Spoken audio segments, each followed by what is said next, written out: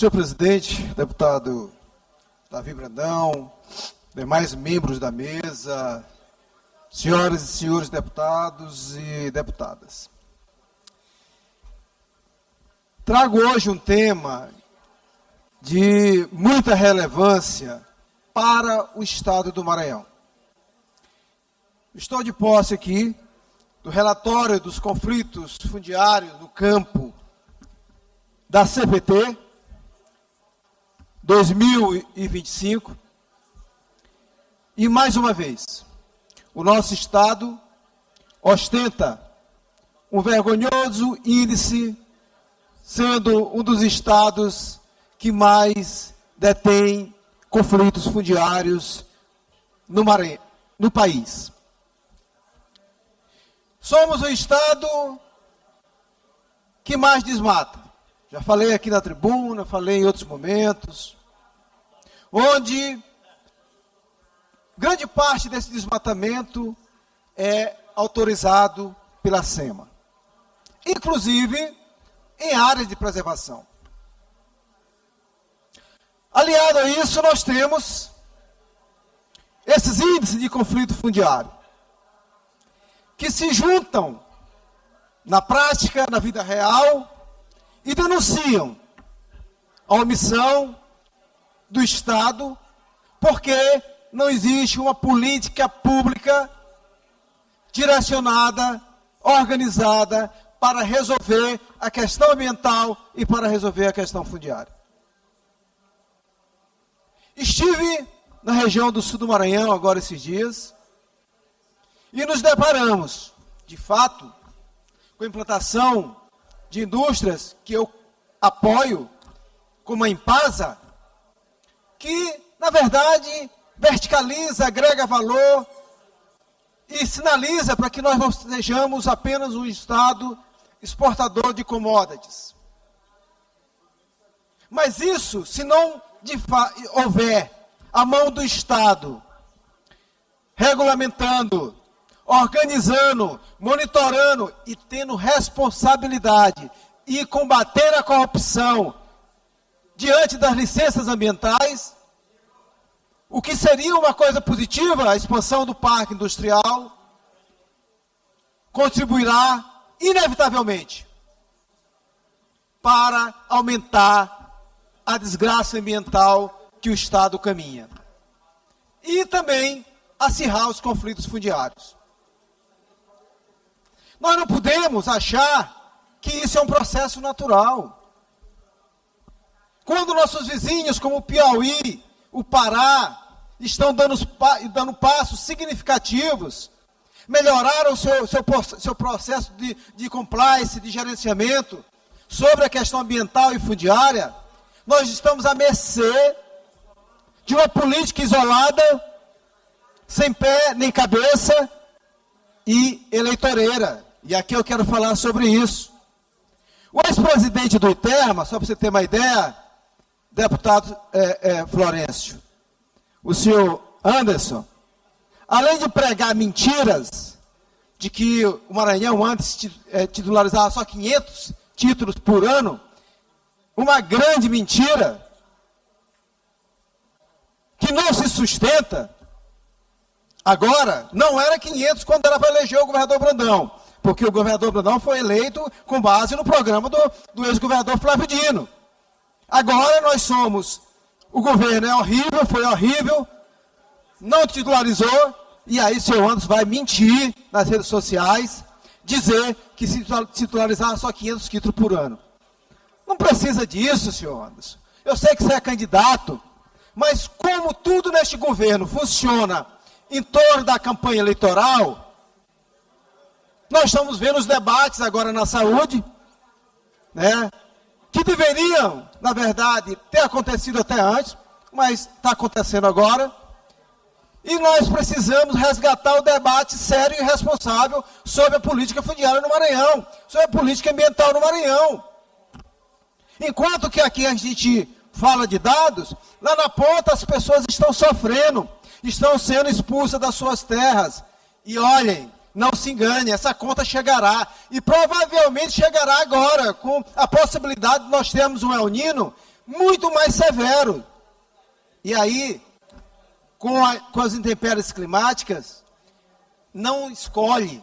Todo mundo está no mesmo patamar. É claro, os mais pobres, né, que não têm condições, de fato, de criar meios para se sustentar nesse processo, são os que mais sofrem. Mas a produtividade, a produção agropecuária fica muito mais cara. Então, por isso, eu venho mais uma vez aqui, pedindo ao governo do estado do Maranhão, primeiro, que adote medidas preventivas para o que está se avizinhando ser uma das maiores secas do estado. Adote medida de forma a monitorar e organizar com responsabilidade na política ambiental, para evitar esses números vergonhosos. Adote uma política clara e objetiva de prevenção e combate aos conflitos fundiários, dando de fato e garantindo os direitos de quem vive e produz lá. Eu não sou, mais uma vez, contra o agronegócio. Eu não sou contra a produção e a importância que tem a produção de grãos. Mas se não for feito isso com responsabilidade, estamos caminhando para uma desgraça ambiental e acirramento dos conflitos fundiários, além das intempéries climáticas. Ou a gente trata isso com responsabilidade devida. Deputado Rodrigo, por gentileza. Deputado Júlio, Vossa Excelência traz à casa um tema muito importante, que é essa questão da regularização fundiária. E eu digo a Vossa Excelência que essa caixa preta da regularização fundiária feita pelo ITERMA, sob a gestão do governador Carlos Brandão, será aberta um dia. Porque eu fiz requerimentos lá de pedido de informação. E a gente, infelizmente, nunca teve acesso às informações de quem são os beneficiários. Veja, Vossa Excelência, que eu consegui mexer um tantinho na caixa preta de Colinas, na regularização fundiária, e sabe que eu achei como beneficiário de vários imóveis lá, recebendo título definitivo de terra, dentro da cidade, regularização urbana, o senhor Jesus Itapari Brandão, sobrinho do governador Carlos Brandão. Então fica a suspeita sobre o ITERMA, porque aparecem os títulos de terra e a gente não vê os beneficiários, deputado Júlio. A gente anda pelo Maranhão, Vossa Excelência também anda, e a gente não encontra essas pessoas que receberam esses títulos de terra. Então, só para ficar o recado, que essa caixa preta um dia será aberta, e parabenizo Vossa Excelência pela coragem de trazer esse tema para a tribuna da casa.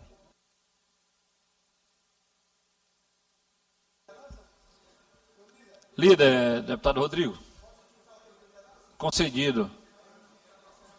Eu gostaria que incorporasse no meu discurso a fala do deputado Rodrigo.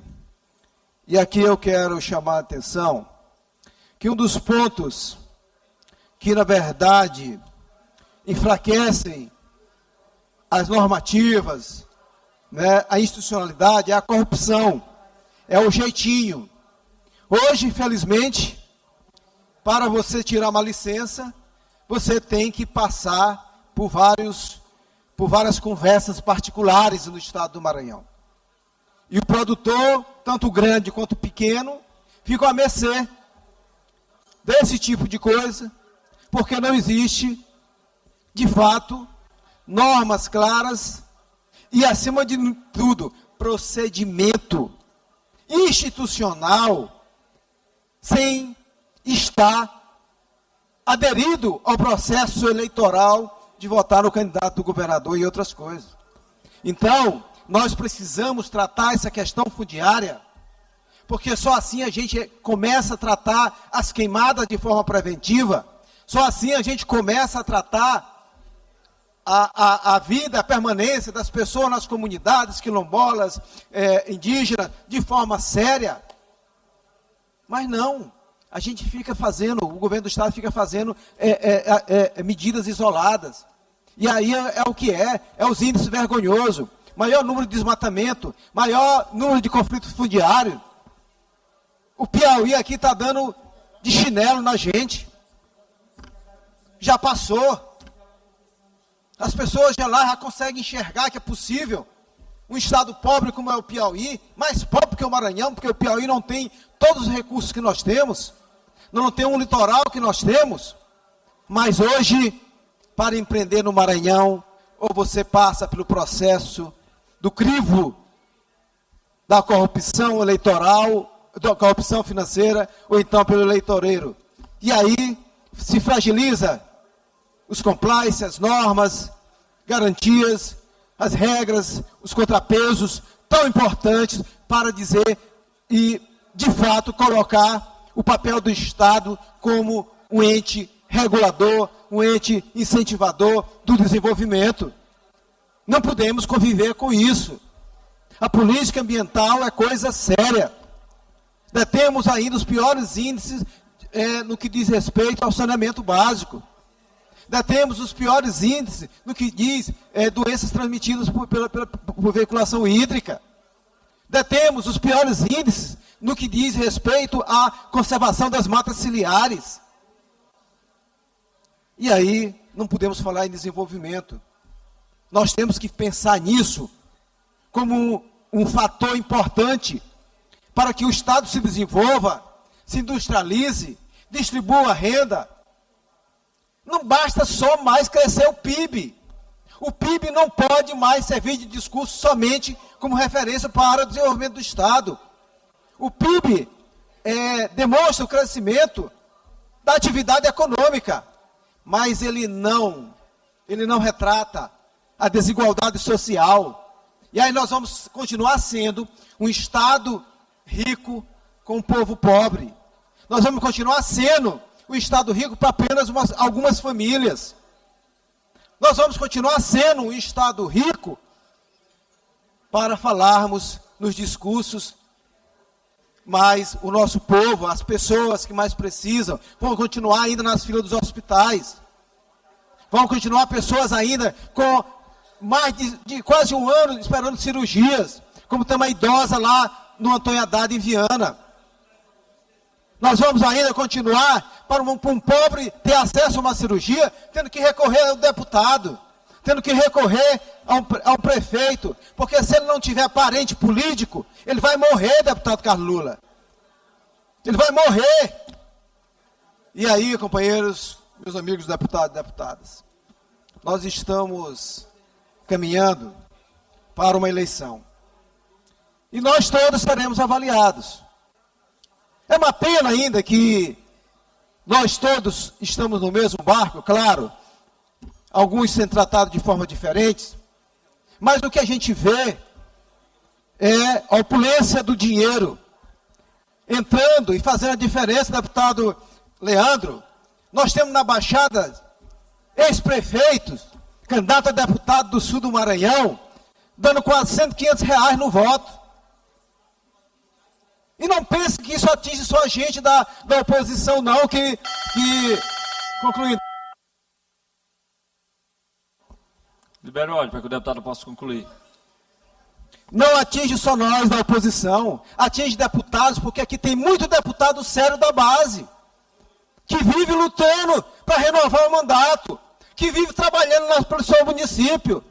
Mas o que se vê mais hoje é a corrida desenfreada da compra de voto desse Estado. E aí a gente começa a achar que isso é normal. Porque a população diz, se eu não pegar o dinheiro agora, eu não pego mais. E aí, companheiros? E aí, meus queridos deputados e deputadas? Começa a se caminhar por uma trilha extremamente injusta e depredadora, degeneradora da política do Maranhão. Cabe a gente, de fato, não achar isso normal. Lutar, não só na época da eleição, mas por todo o tempo, para a renovação do mandato, mas acima de tudo para servir ao povo do Maranhão. E saber que essas pessoas estão com muito dinheiro. Deputado Rodrigo, é muito dinheiro. Não sei se é só na Baixada, mas é muito dinheiro. Muito obrigado, senhor.